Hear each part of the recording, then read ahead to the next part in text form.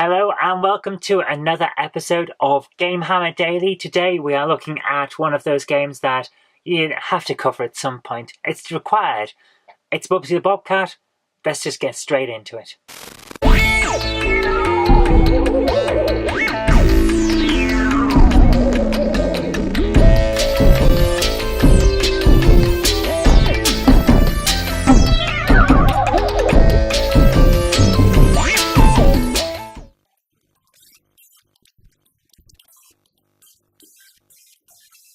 It's rare for me to absolutely hate a game, but Bubsy has managed it. Designed, it seems, to take advantage for the craze for colourful animal mascots in fast-paced, colourful platform games in the wake of Sonic the Hedgehog, Bubsy is a colourful bobcat with a penchant for balls of yarn, because every mascot has to collect something, don't they? The game looks great, and Bubsy himself oozes personality. It's not a great personality, but it does ooze it. And that is all the game has going for it. Literally, that is it. The levels are obnoxious and ill thought out. Enemies are placed at the exact point that you will land if you haven't memorized exactly when to slow down when running or to change course while gliding. Backgrounds are a mixture of idiotic color choices and garish designs. Enemies have some personality, but not much, and each enemy is replicated so often that you would be forgiven for thinking that there are about 3 of them for the whole game. The music is terrible. I'm deaf, and it was even annoying me. I've never met a game that wanted me to become more deaf before, but Bubsy has managed it. The music is cloying and far too happy for what's going on. It felt like it had been written for a different game entirely. A kid's game, perhaps, one for 3 to 7-year-olds. But that can't be this game, because this game is clearly aimed at older kids, ones that enjoy the idea of teenage attitude, but haven't quite got to the age where they've worked out that attitude isn't everything.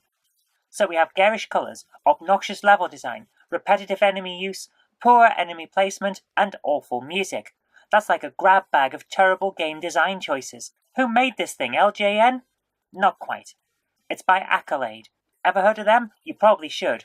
They were founded by 2 of the co-founders of Activision, the kings of gaming in the Atari 2600 era. Accolade produced Turrican, one of the greatest games from the late 8-bit era, and 2 of the earliest survival horror games, Elvira Mistress of the Dark and Elvira 2, The Jaws of Cerberus. They published Gods, one of my favourite games from the Mega Drive era. They had form. Well, kind of. Where was all of that when they created Bubsy? Nowhere, it seems. The main developer of the game, Michael Berlin, admitted in an interview with gaming website Gamasutra that he was burned out after creating a few adventure games and had been playing Sonic the Hedgehog for 14 hours a day for about a week before starting on Bubsy. So I played Sonic for nearly 14 hours a day for a week. I was just overwhelmed by it. And out of that came Bubsy. That's it. That's the whole origin story. The game wasn't designed to be a hot new take on a genre or to bring anything new to the table. It's just a copy of Sonic. And we all know how good a copy of something is, don't we? It always lacks the finesse of the original. So what else can we say about this game? Well, not a lot, to be honest with you. I really want to get more in-depth on it and say that it gets better if you stick with it, but the fact is, it doesn't.